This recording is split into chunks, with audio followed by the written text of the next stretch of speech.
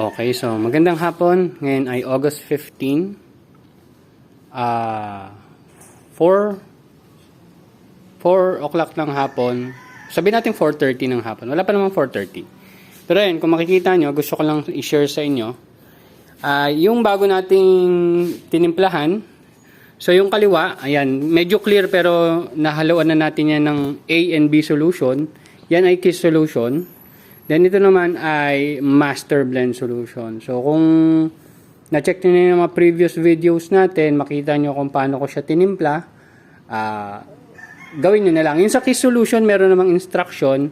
Dito sa master blend ay gumawa tayo ng sarili nating timpla kasi hindi natin nakuha yung sinasabi ng vlogger na tamang sukat. Pero close enough naman. Para lang makonbinsi kayo na gumagana yan, itong tanim natin na to, ito, ay ang ginamit nating nutrient solution dyan ay master blend.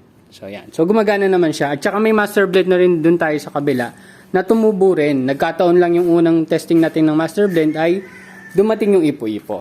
So ito yung kulay nung nabili ko. Lettuce yun. 15:8:36 yata yung ano nun, ang ratio nun. Check nyo na lang, master blend, lettuce formula. Kasi meron din tomato formula yung master blend. Ang ginamit ko dito is lettuce formula. Nabili ko siya sa Tondo yata yung shop na yun. Hindi ko lang na-share. Pero yun, meron tayong tatlong KISS solution. Tatlo yan.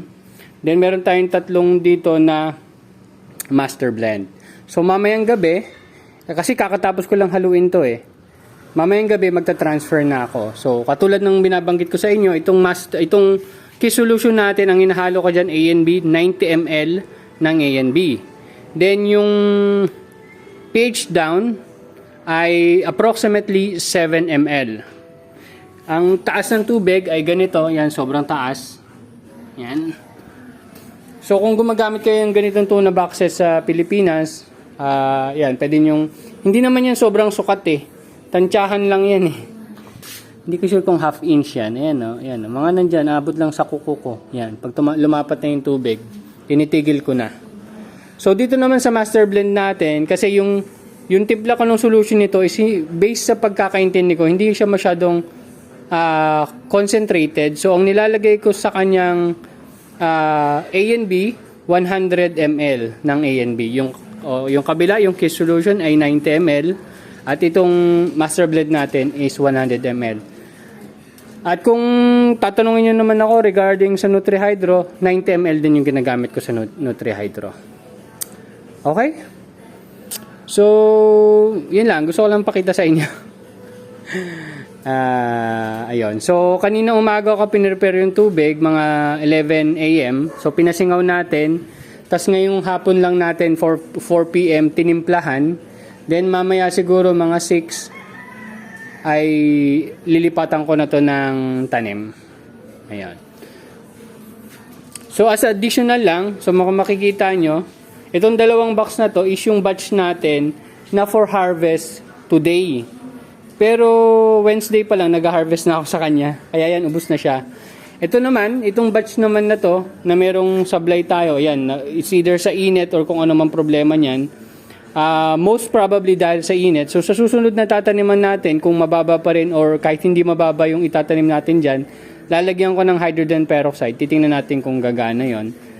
Pero ito naman, master blend, for harvest natin next Friday. Pero possible, Sunday pa lang, ubos na to.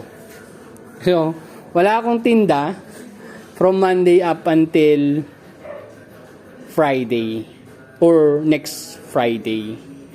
Yun yung isang dilemma. It's a good problem kasi nga lumalabas na hindi ko kayang supplyan tong area ko. Kaya ayon, kung hindi lang tayo tinamaan nung ipo-ipo, palagay ko mas maganda na yung setup natin or mas makakayanan natin makapag-adjust agad-agad. So ngayon madedelay lang tayo ng possible mga 2 months, 2 to 3 months para lang ma-target natin yung ganito, 6 boxes per week. So, kung 6 boxes per week yan, magkaka-production tayo ng 200, hindi 200, 360 per month. Yun yung next production natin. Ngayon kasi meron tayong supply na dito, tig 30 pieces lang yung 2 weeks na magkasunod. So yun yung medyo supply natin. And ang nagkakataon pa, nagiging problema natin ay hindi lumalaki ng maayos yung iba. Ayan, supply, at saka yun, supply. So ayan. Okay, so yun lang naman gusto kong i-share sa inyo. So, kung gagamit kayo kahit anumang nutrient solution yan, i-testing nyo muna. Ngayon, ito, kung tinatanong nyo kung gumagamit pa ba ako nung pH meter tsaka EC or ppm meter, sa ngayon hindi na. Siguro, hindi na rin ako nagtitiwala dun sa ppm meter ko kasi medyo parang sira na. Kailangan ko nang bumili ng panibagong adapter. Adapter na lang naman bibili ko, parang 200 plus yun. So, pag nagkaroon ng time, bibili tayo nun para maikumpara ko man lang kung ano na ba talaga yung reading ng aking mga timpla. Ayun. So, yun lang. So, hopefully, maging okay. So, possible, next tanim ko is dito muna. Kasi medyo baka matagalan pa ako sa paggawa ng susunod kong taniman doon. Na nakita nyo naman, hindi pa ganun ka pulido talaga yung nagawa ko, pero i-deploy na natin kasi kailangan na natin talaga magtanim. Naghahabol talaga tayo. So, siguro maganda rin na wala akong ibibenta kasi makakapag-focus ako sa pag-build. So, yun. So, konting tiis lang sa mga customer ko. Pasensya na kayo. Pero ginagawa ko yung best ko para masuplayan kayo. So, yun lang. Thank you very much and see you next updates mga trop. Tanong lang kung may tanong. Susubukan kong sagutin. Bye-bye.